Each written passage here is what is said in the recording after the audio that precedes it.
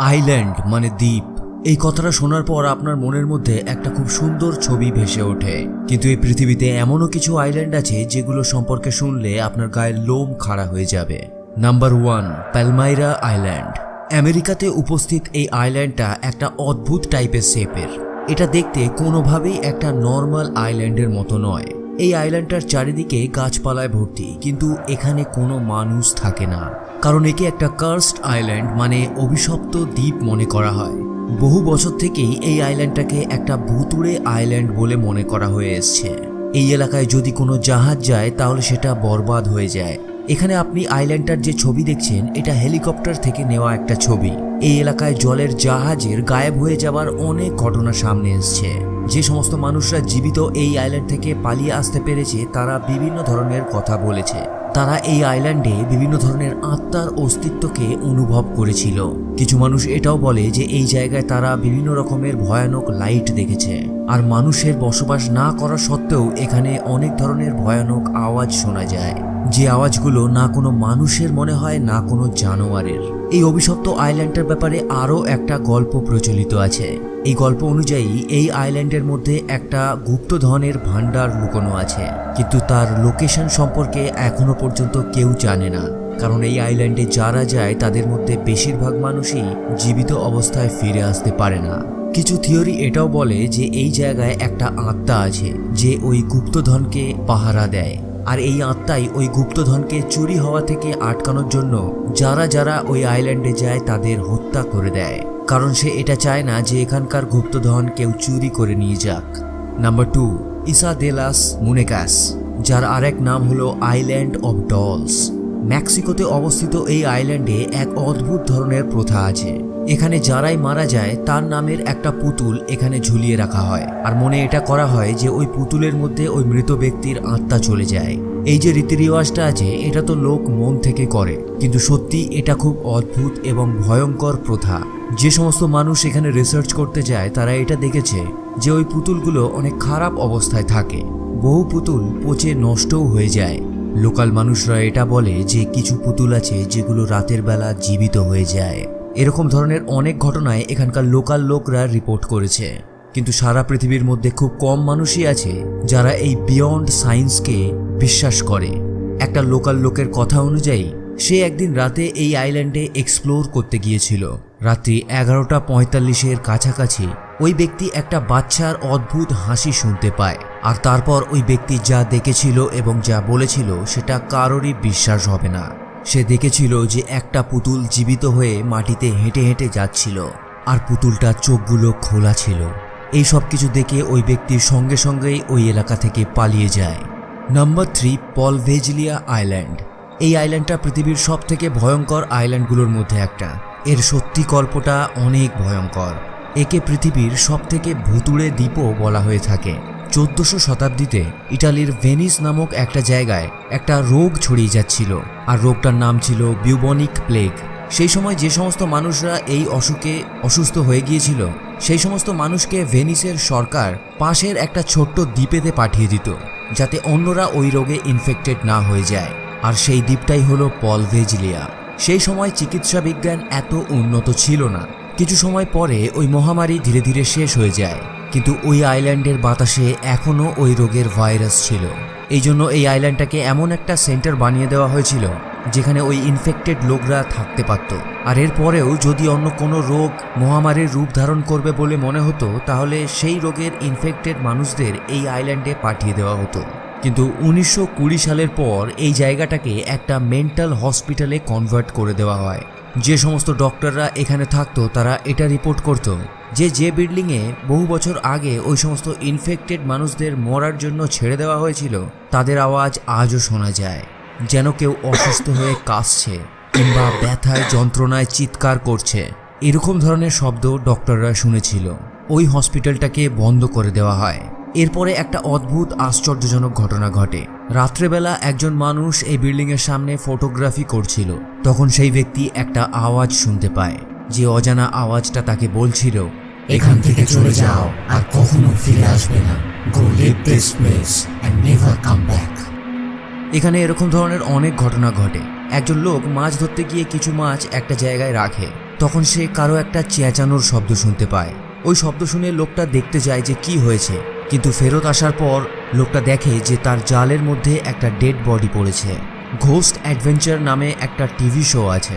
এরকমও খবর শোনা যায় যে ওই টিভি শো এর হোস্ট ছিল তার ভেতরে কিছুক্ষণের জন্য একটা আত্মা প্রবেশ করে গিয়েছিল। ইটালিয়ান ট্যুরিজম ব্যুরো এই জায়গাটাকে পাবলিকের থেকে দূরে রাখার জন্য সাধারণ মানুষকে ওই জায়গাতে যেতে বারণ করে। ওখানে যাওয়ার জন্য আপনাকে অনেক ধরনের ডকুমেন্ট দেখাতে হতে পারে এবং অনেক ধরনের পারমিটের দরকার হতে পারে।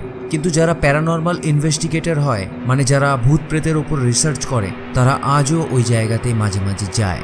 Number 4, Socotra island, Indian ocean মানে ভারত মহাসাগর। এখানে অবস্থিত একটা আইল্যান্ড আছে যার ফ্যাক্ট শোনার পর আপনার মনে হবে যে এটা কোনো অন্য পৃথিবীর আইল্যান্ড। কিছু লোক মনে করে যে ঐতিহাসিক গার্ডেন অফ ইডেনের কথা আমরা শুনেছি ওটা আর অন্য কোথাও নেই, এখানেই আছে। এর আসল ছবিগুলোকে আপনি দেখলেই বুঝতে পারবেন যে একে রহস্যময় বলা হয় কেন। এই আইল্যান্ডে আপনি এমন এমন গাছপালা দেখতে পাবেন যেটা সারা পৃথিবীতে আর অন্য কোথাও পাওয়া যায় না। ছোট ছোট গাছ যাদের বড় বড় গুঁড়ি, আর তার উপর বেরিয়ে আছে ছোট্ট কয়েকটা ডালপালা যেখানে অদ্ভুত ধরনের একটা ফুল ফুটছে। আর এটা এমন একটা গাছ দেখে যেন মনে হবে ব্যাঙের ছাতা। কিছু থিওরি আছে যেখানে এটা বলা হয় যে এই আইল্যান্ডটা কোনো একটা এক্সপেরিমেন্টের ফল। হয়তো এখানে কোনো অজানা এক্সপেরিমেন্ট করা হয়েছিল যার জন্য এখানে এই ধরনের অদ্ভুত অদ্ভুত গাছপালা হয়েছে। তার মধ্যে অনেক লোক এটাও মনে করে যে এই সমস্ত এক্সপেরিমেন্টগুলো নাকি এলিয়েনরা করেছিল। গাছের সাথে এখানে এমন এমন ধরনের পাখি দেখতে পাওয়া যায় যেগুলো সারা পৃথিবীতে আপনি অন্য কোথাও পাবেন না। অদ্ভুত ব্যাপার এটা যে পৃথিবীতে যত গাছ, জন্তু, জানোয়ার বা পশু পাখি হয় সেগুলো একটা কোনো পার্টিকুলার জায়গায় পাওয়া যায় না, বিভিন্ন বিভিন্ন জায়গায় পাওয়া যায়।